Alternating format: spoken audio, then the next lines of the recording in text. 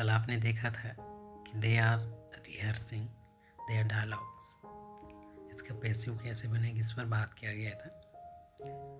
तो इसका बनेगा their dialogues are being rehearsed by them. यही आपने बनाया था। चलिए आप आगे देख लीजिए। He is making tea. वह चाय बना रहा है। इसका हिंदी यही होगा ना। तो अब इसका पैसिव कैसे बनेगा? टी को सामने लाएंगे। T is being made by him. तो स्ट्रक्चर तो आप जानते हैं कैसे बनते हैं। ऑब्जेक्ट लिखिए, फिर इज रहेगा। उसके बाद यहाँ पर आपको नोट करना है बीइंग। हेल्पिंग वर्ब के बाद बीइंग लिखा जाता है। फिर आप लिखेंगे वर्ब का थर्ड फॉर्म। उसके बाद बाय, फिर जिसके द्वारा कोई काम किया जा रहा है।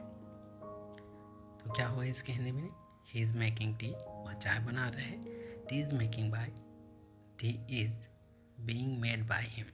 चाय उसके द्वारा बनाया जा रहा है। यही होगा। बस स्ट्रक्चर पर आप रखते जाइए, आपका वाक्य तैयार। आगे बढ़े। 5वां देखिए। You are wasting time. तुम समय बर्बाद कर रहे हो। Time is being wasted by you. Time is being wasted by you. यही होगा ना। इस समय बर्बाद किया जा रहा है। अब किसके द्वारा? तो आप बाय लिखिए, फिर वो आप लिखेंगे। तो यहाँ पर यू है तो आपने लिखा you. Time is being wasted by you. Clear? तो ये बस आप ऑब्जेक्ट लिखिए, फिर इज या फिर एम या फिर आर, फिर बीइंग, फिर वर्ब का थर्ड फॉर्म, फिर सब्जेक्ट। बस इतना लिखा जाता है। और लगभग ये जो बातें हैं इज एम आर, तो जब पास्ट हम देखेंगे पास्ट कंटिन्यूअस में तो सेम रहेगा। इज एम आर की जगह पर वाज या वर ये आ जाता है। यही होगा। बहुत आसान है, बस देखते रहिए। अभी तो यहाँ पर प्रेजेंट पर बात किए जा रहे हैं। अगले वीडियो में आप देखेंगे पास्ट पर, पास्ट कंटिन्यूअस पर बात किया जाएगा। तो बस वाज या फिर वर लिखेंगे इज एम आर की जगह पर। तो अभी आप प्रेजेंट कंटिन्यूअस पर बात कर रहे हैं तो यहाँ पर क्या होगा? इज एम आर, इनमें से कोई एक आएगा। और आप जानते हैं ना कि इसका यूज़ कहाँ किया जाता है।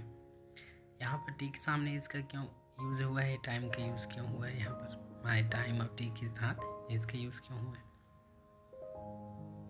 तरल पदार्थों के लिए तो इज का यूज़ किया ही जाता है, उसे सिंगुलर ट्रीट किया जाता है।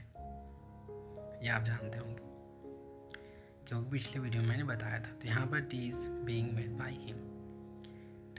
टाइम को भी सिंगुलर ट्रीट किया जाता है, एक वचन जैसा कि time is being wasted by. Okay, आगे बढ़े। चलिए देखते रहिए, हर चीज़ें आपको समझ में आएंगी। धीरे धीरे आप सीखते जाएंगे हर चीज़ों को। और ये बात मैं कई बार कहता हूँ कि अभी जो चीज़ अब समझ नहीं आ रही तो इसका मतलब ये नहीं है कि वह कभी समझ ही में नहीं आए। इसलिए देखते रहिए, हो सकता है कि आगे आप समझ जाएंगे। तो अब देखिए आगे। अब आप यहाँ पर देख रहे हैं she is singing a song. Continuous का वाक्य है, प्रेजेंट कंटिन्यूअस का। वह एक गीत गा रही है, ऐसा होगा। तो इसका क्या होगा? अ सॉन्ग को आप सामने लिखेंगे। A song is being sung by her, ऐसा रहेगा ना। A song is being sung by हर।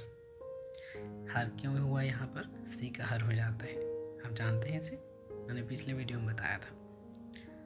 एक गीत उसके द्वारा गाया जा रहा है, ऐसा होगा। A song is being sung by her. अब आप देखिए 7वां। The cat is drinking the milk. Milk किसे बोला जाता है? दूध को बोला जाता है ना। तो कैट, बिल्ली दूध पी रही है, ऐसा होगा। The cat is drinking the milk. पर इसका पैसिव बनाएंगे तो अब क्या होगा? The milk is being drunk by the cat. यही होगा ना। The milk is being drunk by the cat. होगा कि नहीं होगा? मिल के सामने लाए, इज लिखा, फिर बीइंग, फिर ड्रंक बाय, ड्रिंक का थर्ड फॉर्म है ड्रंक बाय द कैट। आगे देखिए अब, क्योंकि अब तो आप इसके मास्टर हो गए होंगे ना, अब आप तो काफ़ी समझ गए होंगे। ऑब्जेक्ट लिखना है, इज या एम या आर लिखना है, फिर बीइंग, फिर थर्ड फॉर्म, फिर सब्जेक्ट। बस इतना ही तो यहाँ पर किया जा रहा है। आगे देख लीजिए, the master is training the puppy. Puppy किसे बोला जाता है? कुत्ते का जो छोटा बच्चा होता है उसे बोला जाता है। तो मास्टर पप्पी को क्या कर रहे, ट्रेनिंग दे रहा है। तो the puppy is being trained by the master. The puppy is being trained by the master, यही होगा ना? हाँ, यही होगा। तो अब आप तो प्रेजेंट कंटिन्यूअस से जितने भी वाक्य पूछे जाएंगे इस तरह से आप बना सकते हैं, क्योंकि ये तो बहुत आसान लग रहा है कि ऑब्जेक्ट लिखेंगे, फिर हेल्पिंग वर्ब, फिर बीइंग, फिर थर्ड फॉर्म, फिर सब्जेक्ट। बस इतना ही तो करना होता है इसमें। और यहीं पर आपने जितना भी वाक्य देखा है अभी, जितने भी वाक्य आपने देखे वहाँ पर तो यही तो बताया गया ना, यही तो आपने देखा है। यहाँ पर जैसे छठवां हम देख सकते हैं, अ सॉन्ग लिखा है, तो अ सॉन्ग को सामने लाया गया, a song is being sung by her. The cat, सातवां देखिए, the cat is drinking the milk, तो मिल्क को सामने लाया गया। मिल्क यहाँ पर ऑब्जेक्ट है ना, जैसा कि छठवें में ऑब्जेक्ट क्या है, अ सॉन्ग है, तो उन्हें बस सामने लाया गया है ऑब्जेक्ट को। इसी तरह से आप आठवें में देख सकते, the master is training the puppy. ये पप्पी क्या है? ऑब्जेक्ट है ना, तो ऑब्जेक्ट को यहाँ पर सामने लाया गया। The puppy is being trained by the master. तो बस इसी तरह से करना होता है। और जो कॉमन चीज़ें हो तो आपको बताई गई है कि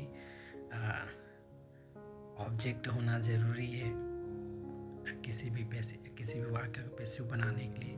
उसमें थर्ड फॉर्म ज़रूर होगा, हेल्पिंग वर्ब ज़रूर होगा।